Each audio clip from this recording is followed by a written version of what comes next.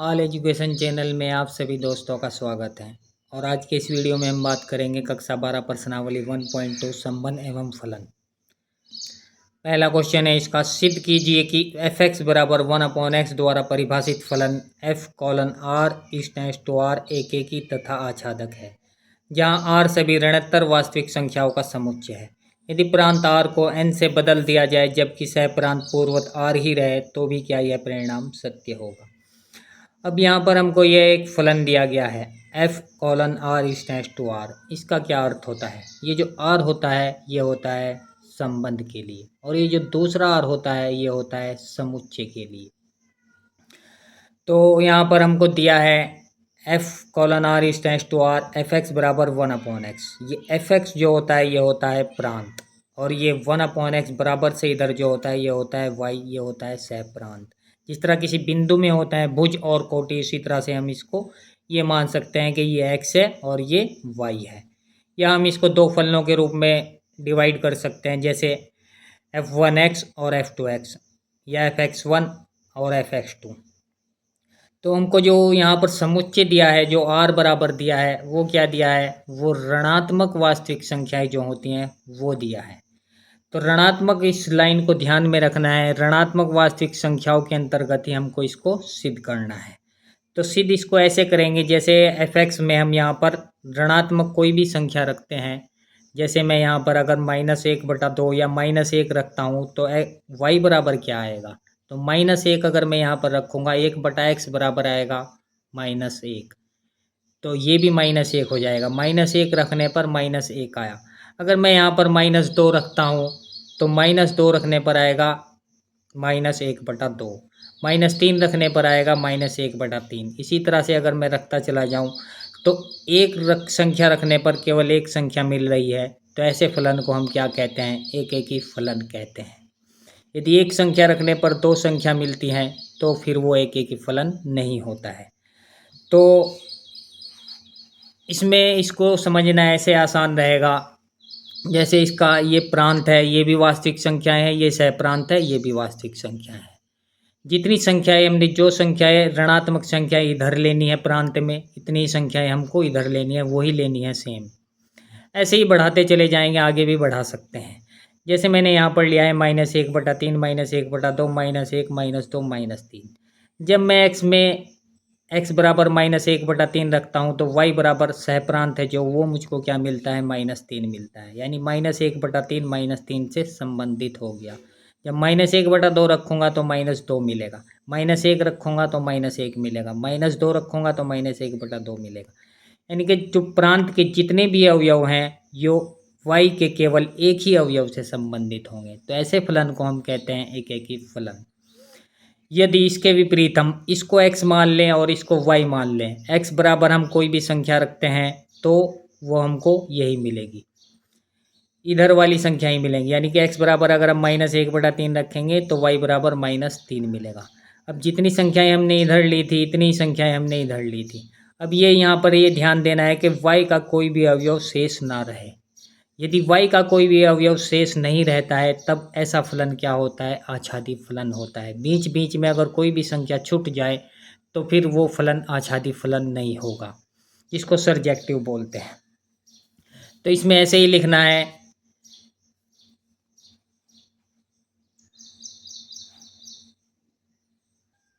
क्योंकि -1, -1, -2, -1/2, -3, -1/3 ... epsilon r, यानी कि ये इस संबंध के अवयव होंगे।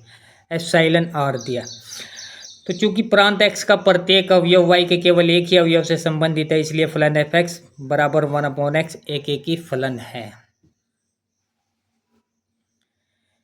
अब इसके बाद चूंकि सह प्रांत y का कोई भी अवयव ऐसा नहीं है जो प्रांत x के किसी न किसी अवयव से संबंधित नहीं है, इसलिए फलन आच्छादी फलन है। आच्छादी फलन इसलिए है क्योंकि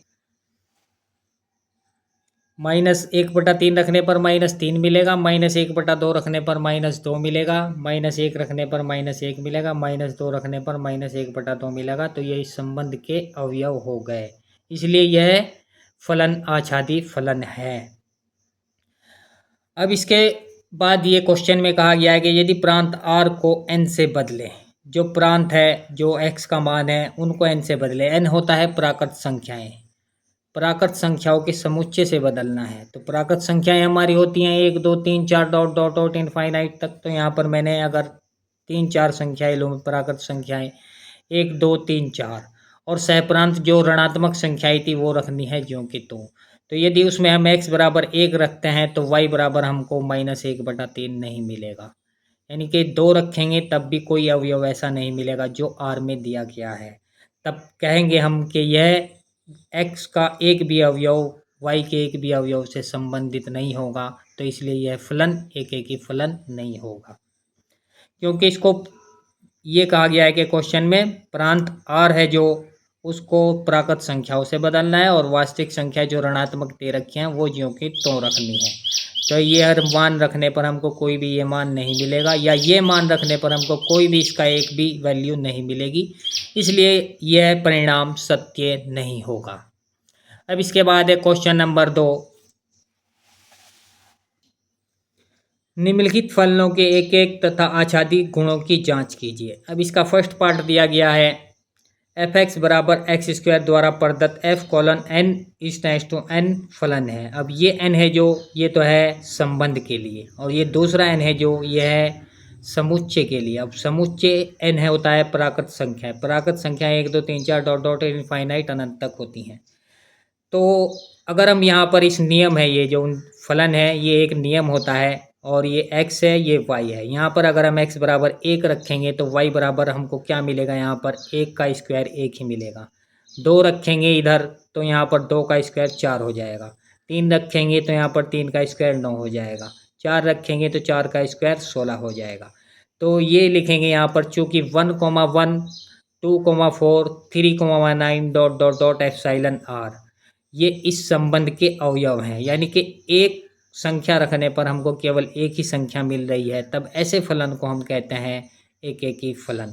तो संबंध क्या हो गया, ये हमारा जो संबंध है, जो ये संबंध दिया गया है, ये संबंध हो गया हमारा एक ही फलन हो गया।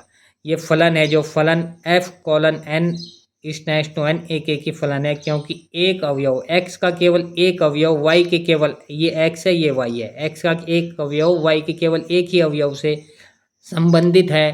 तो ऐसे फलन को हम एक ही फलन कहते हैं। यदि x का एक मान रखने पर y के 2 मान मिलें, या y का एक मान रखने पर x के 2 मान मिले, तब वह एक ही फलन नहीं होता है, वो फलन ही नहीं होता है। तो यहाँ पर अब जैसे क्वेश्चन में अगर मैं x बराबर 1 रखूँ तो y बराबर 2 नहीं मिलेगा। अगर 1 रखूँगा तो 3 नहीं मिलेगा, क्योंकि f(x) बराबर x² दिया है। 1 का स्क्वायर 2 नहीं होगा, 1 का स्क्वायर 3 नहीं होगा, 2 का स्क्वायर 3 नहीं होगा, 2 का स्क्वायर 5 नहीं होगा। तो इज नॉट एप्सिलॉन n, यानी कि ये इस संबंध के अवयव नहीं होंगे। जब ये इस संबंध के अवयव नहीं हैं तो हम कह सकते हैं कि y के कुछ अवयव शेष रह जाएंगे। जैसे मैं पहले बताया कि प्रांत और सहप्रांत को कैसे समझाया जाता है। x बराबर अगर मैं यहाँ पर 1 2 3 4 4 संख्याएँ लूँ, और y बराबर भी वही संख्याएँ लूँ 1 2 3 4, तो x बराबर 1 रखने पर जो x का मान है जो 1 2 3 4 वो रखने पर क्रम से लगातार y के जो मान है 1 2 3 4 वही मिलने चाहिए, तब ऐसा फलन को हम कहते हैं आच्छादी फलन। यदि बीच में कोई भी अवयव शेष रह जाता है तो फिर वह आच्छादी फलन नहीं होता है, अर्थात y के कुछ अवयव शेष रह जाएंगे जो x के किसी अवयव से संबंधित नहीं होंगे, इसलिए फलन आच्छादी नहीं है। इसको डायग्राम बनाकर जैसे पहले क्वेश्चन में मैंने समझाया था ऐसे समझ सकते हैं।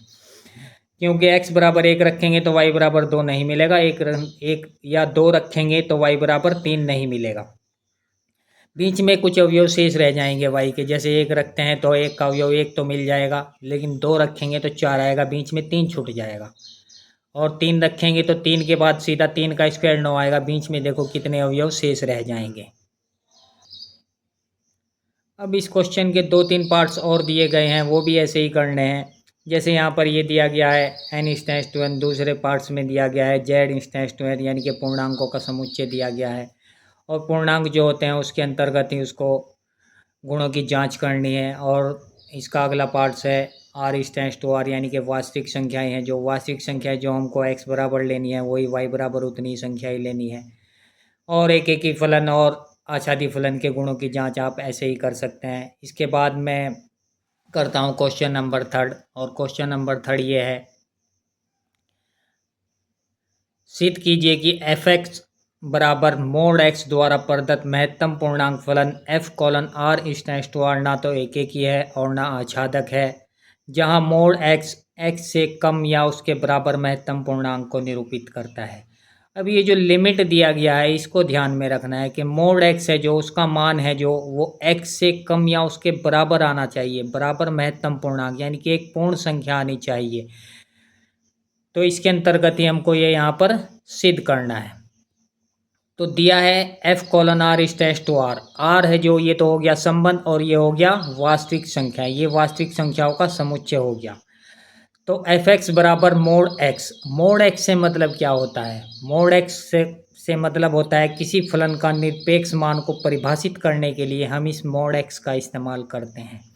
फलन का निरपेक्ष मान क्या होता है, जैसे मोड एक्स बराबर एक्स होगा, कब होगा, यदि एक्स का मान बराबर है या बड़ा है 0 से। यदि एक्स का मान 0 के बराबर है या 0 से बड़ा है तब यह मोड एक्स एक्स के बराबर होता है। और मोड एक्स बराबर होता है माइनस एक्स, कब होगा, यदि एक्स का मान 0 से छोटा होगा। 0 से छोटा से मतलब है कि माइनस में संख्याएं हों। तो यहाँ पर ये मोड एक्स बराबर माइनस एक्स हो गया, तो माइनस को अगर हम अंदर लें, मोड एक्स के अंदर लें, तो माइनस मोड एक्स बराबर हो जाएगा एक्स। इसका मतलब ये हो गया कि मोड एक्स बराबर भी एक्स होगा और माइनस मोड एक्स बराबर भी एक्स होगा। यानी कि इस मोड के अंदर अगर हम कोई भी संख्या रखे हैं तो प्लस की रखेंगे तो प्लस की आएगी, अगर माइनस की भी रखेंगे वो भी प्लस की आएगी। इस मोड एक्स से मतलब इसका अर्थ ये है। तो एफ एक्स बराबर दिया है मोड एक्स, ये हो गया एक्स और ये हो गया वाई, ये जैसे भुज और कोटि। एक्स बराबर अगर हम कोई भी मान रखेंगे, वाई का जो मान आएगा वो लिखना है।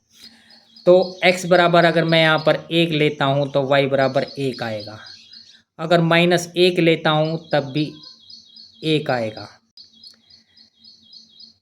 1 रखने पर 1 आएगा, 2 रखने पर 2 आएगा, तो 3 रखने पर 3 आएगा और 4 रखने पर 4 आएगा। इसका मतलब है कि 1,1, 2,2, 3,3, 4,4 इस संबंध के अवयव होंगे। और -1 रखें अगर हम x बराबर यहाँ पर -1 रखें तब भी हमको 1 मिलता है, और -2 रखने पर 2 मिलता है। तो लेकिन यहाँ पर ये दिया गया है कि जो मोड x है उसका मान x से कम आना चाहिए, और ये x का मान जो है अगर हम माइनस में ले रहे हैं तो ये y का मान ज़्यादा आ रहा है, यानी कि मोड x का मान इससे ज़्यादा आ रहा है। इसका मतलब है कि ये इस संबंध के अवयव नहीं होंगे। -1 रखने पर -1 आता या उसके बराबर आता तो हम कहते हैं कि ये जो दिया गया है क्वेश्चन में ये सही है। तो ये महत्तम पूर्णांक यानी कि ये ज़्यादा हो रहा है, ज़्यादा नहीं होना चाहिए था। तो ये -1 रखने पर 1 माइनस से ज़्यादा आ रहा है यानी कि उससे बड़ा आ रहा है, तो ये इस संबंध के अवयव नहीं होंगे। -2 रखेंगे तो आएगा, और -3 रखेंगे तब 3 आएगा, यानी कि -3 से ज़्यादा आएगा। लेकिन क्वेश्चन में ये दिया गया है कि जो मोड x का मान है वो x से कम या उसके बराबर आना चाहिए था। तो यहाँ पर कम नहीं आ रहा है, ना उसके बराबर आ रहा है, ज़्यादा आ रहा है, तो इसलिए ये इस संबंध के अवयव नहीं होंगे। अतः दिया फलन एक ही फलन नहीं है, क्योंकि एक अवयव जो 1 रखने पर भी 1 से संबंधित हो रहा है और -1 रखने पर भी 1 से संबंधित हो रहा है, यानी कि एक जो अवयव है वो 2 अवयव से संबंधित हो गया, 1 से भी और -1 से भी। तो ऐसा फलन एक ही फलन नहीं होता है। जब एक ही अवयव 2 अवयव से संबंधित हो जाए तब वह एक ही फलन नहीं होता है। अतः दिया फलन एक ही फलन नहीं है, क्योंकि एक ही अवयव 2 अवयव से संबंधित नहीं हो सकता।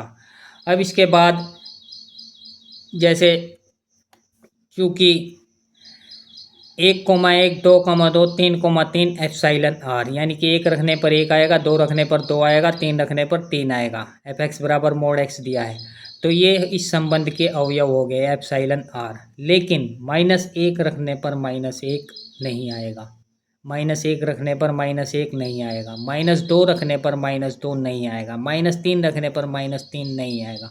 ये हो गया इज नॉट एप्सिलॉन आर, ये इस संबंध के अवयव नहीं होंगे। अतः दिया फलन आच्छादी नहीं है, क्योंकि y के कुछ अवयव शेष रह जाएंगे जो f(x) से किसी अवयव से संबंधित नहीं होंगे। जैसे -1 रखने पर -1 आना चाहिए था। जैसे मैं यहाँ पर x और y बराबर कुछ संख्याएं लेता हूँ और संख्याएं हमको लेनी है, वास्तविक संख्याएं लेनी है, प्लस की हों चाहे माइनस की हों। जैसे -1, 2, 3, 4 कुछ भी ले लेता हूँ मैं। अगर जैसे मैंने प्रांत और सहप्रांत के बारे में समझाया है, तो उसमें कुछ अवयव y के कुछ अवयव शेष रह जाएंगे। जैसे -1 लेने पर -1 भी आना चाहिए था, उससे संबंधित होना चाहिए था, लेकिन -1 नहीं आएगा। -1 लेने पर 1 आएगा, -1 छूट जाएगा। और -2 लेने पर -2 आना चाहिए था, बीच के अवयव छूट जाएंगे। -2 लेने पर 2 आएगा, बीच में -1 है और 0 भी है, वो भी छूट जाएगा। तो यह संबंध फलन जो है आच्छादी फलन नहीं होगा। अतः दिया फलन आच्छादी फलन नहीं है, क्योंकि y के कुछ अवयव शेष रह जाएंगे जो f(x) से किसी अवयव से संबंधित नहीं होंगे। तो वीडियो को लाइक करें और इस चैनल को सब्सक्राइब करें। शुक्रिया दोस्तों, मिलते हैं नेक्स्ट वीडियो में।